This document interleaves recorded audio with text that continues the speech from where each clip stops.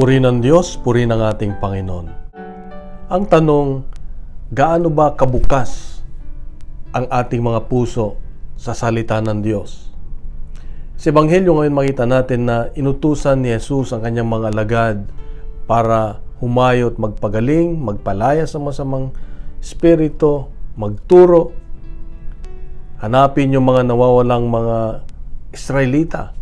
At sinabi niya, kung kayo ay hindi tatanggapin sa kanilang bayan o sa kanilang tahanan, ay ipagpag nyo ang alikabok sa inyong mga paa. Masigit pa sa dinanas ng mga tao sa Sodom at Gomora. Kapatid, may paalala muli ang Diyos sa atin na yung mga taong sarado, yung mga taong hindi nakikinig sa salita ng Diyos, yung mga taong humiwalay na sa Diyos, yung ayaw nang maniwala sa Diyos, yung parang walang kwenta ang Diyos, na wala ang Diyos, ay sila yung mga taong tinutukoy ng Diyos dito. Yung bang sarado na at ayaw nang tanggapin ang presensya ng Diyos sa kanilang buhay, ayaw nang unahin ang Diyos, ayaw nang magtiwala sa Diyos, ayaw nang pakinggan ang salita ng Diyos, ayaw nang isabuhay ang salita ng Diyos.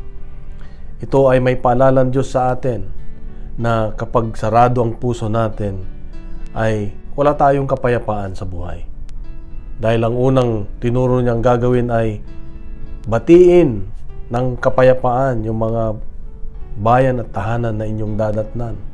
Kaya nga, napaka-importante, kapatid, na yung pag tayo ay nakikinig ng salita ng Diyos ay kailangan bukas ang ating mga puso, bukas ang ating mga isipan, at tanungin ang Diyos ano ang gusto niyang ituro sa atin. Tanggapin ang kanyang salita at isabuhay. Gawin ito sa ating buhay upang tayo ay pagpalain ng Diyos at samahan ng Diyos at gabayan. Kapatid, mahal ka ng Diyos, mahal ako ng Diyos, mahal tayo ng Diyos. Bukas muli, meron siyang magandang mensahe.